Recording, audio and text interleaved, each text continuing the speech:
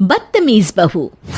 सभ्यता से भरपूर शास्त्री परिवार की इकलौती बेटी मोहिनी को बचपन में ही पढ़ाई के लिए विदेश भेज देते हैं, जहां से वो सालों बाद ग्रेजुएशन पूरी करके इंडिया वापस आती है, जो अब संस्कार, सभ्यता, संस्कृति जैसी चीजों से कोसों दूर होती है।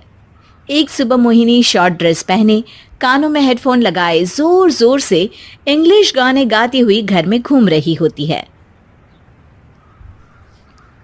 सुबह सुबह भगवान का नाम लेते हैं, राक्षसों की तरह चिल्लाते नहीं।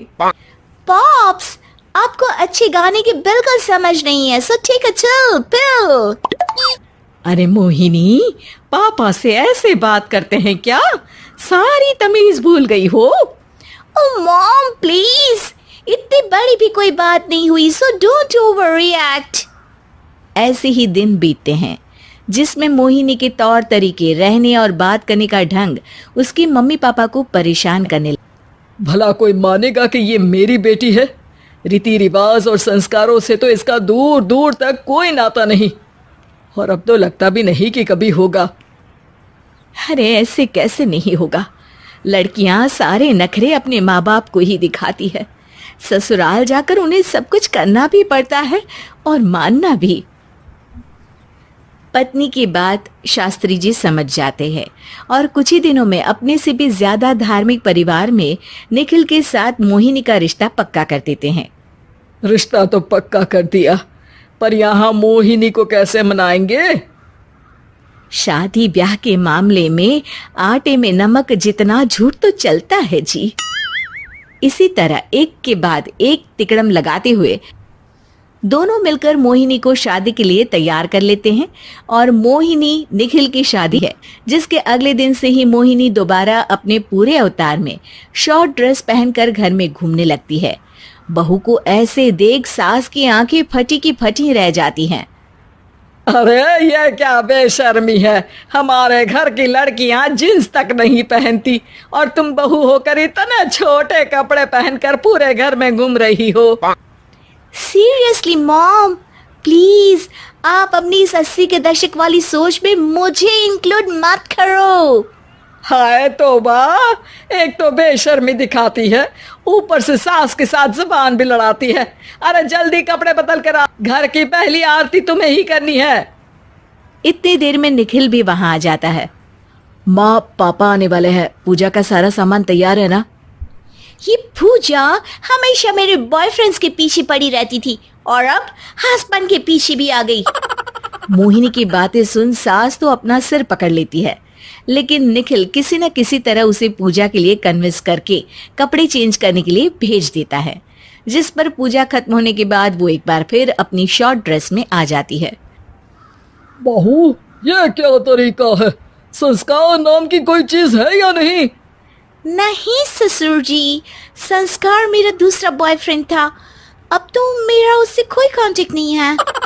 मोहिनी का जवाब सुन के ससुर तो भगवान नाम जपते वहां से चले जाते हैं, लेकिन सास बहू के बीच कहासुनी फिर शुरू हो जाती है, जिसे इग्नोर करते हुए मोहिनी घर से बाहर चली जाती है और देर रात घर वापस आती है। मोहिनी, मैं जानता हूँ कि तुम में रही हो और तुम्हें वहीं की आदत है, पर यहाँ चीजें कुछ अलग है। अगर तुम उस हिसाब से कुछ एडजस्ट कर लो तो सबके लिए सही हो जाएगा।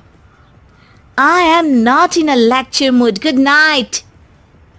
अगली सुबह मोहिनी देर से उठकर एक बार फिर उसी तरह सबके सामने आती है, जिस पर उसके सास कुछ बोले उससे पहले ही मोहिनी की दोस्त मोनिका और रेचल वहां आ जाती हैं। Oh hi darling, how are you? OMG, we missed you so much. I missed you too darling.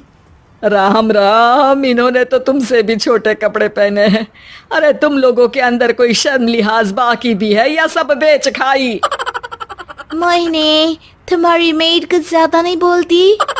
इस पर मोहिनी की दोस्त उसकी सास का मजाक बनाने लगती है, जिसे सुन निखिल उन्हें जवाब देते हुए कड़वे शब्द सुना देता है और वो सुन के वो दोनों तो मुंह बनाए वहां से चली जाती है, लेकिन गुस्से से लाल मोहिनी वहीं खड़ी निखिल को घूरती रहती है।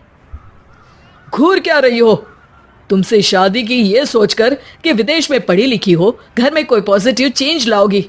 अपनी करियर के लिए एम्बिशियस होगी, पर अपने इस बिहेवियर से उस पढ़ाई के साथ साथ अपने मम्मी पापा के नाम को भी डुबो रही हो।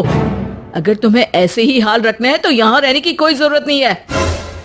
निखिल की बातें सुनकर मोहिनी रोते हुए घर छोड़कर अपनी मम्मी पापा के पास वापस आ जाती है। ससुराल में सब कुछ ठीक तो है?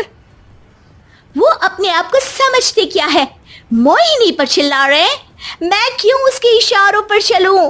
मैं अपनी लाइफ अपने तरीके से जीना चाहती हूँ और वो ना आप लोगों को मंजूर था और ना ही उन्हें है। तुम यहाँ नहीं रह सकती। अपने पापा की बात सुन के मोहिनी हैरान रह जाती है। हाँ, तुमने बिल्कुल सही सुना। अगर तुम्हें अपने इस घमंड, बेशर्मी और बदतमीजी में ही जीना है तो तुम यहाँ भी नहीं रह सकती। बेटी, मैं मानता हूँ हमारे यहाँ रीति रिवाज बहुत मायने रखते हैं और हमने उन्हीं के ओवरडोज से बचाने के लिए तुम्हें विदेश भेजा था। एक लड़की जो शादी करके घर और बच्चे संभालती है, उससे तुम अपने आप को ज्यादा समझ सको इसके लिए भेजा था। तुम उससे ज्यादा समझो और बनो, पर तुम तो किसी दूसरी ही ट्रेन में चढ़ गई बेटा। उसके मम्मी पापा बहुत देर तक मोहिनी को सारी बातें समझाते हैं, जिन्हें सुनकर मोहिनी को अपनी गलती का एहसास होता है। वो जॉब ज्वाइन कर लेती है और ससुराल वापस आकर उन्हें मॉडर्न बनाती है और खुद भी कुछ रिवाज सीखते हुए खुशी से रहने लगती है।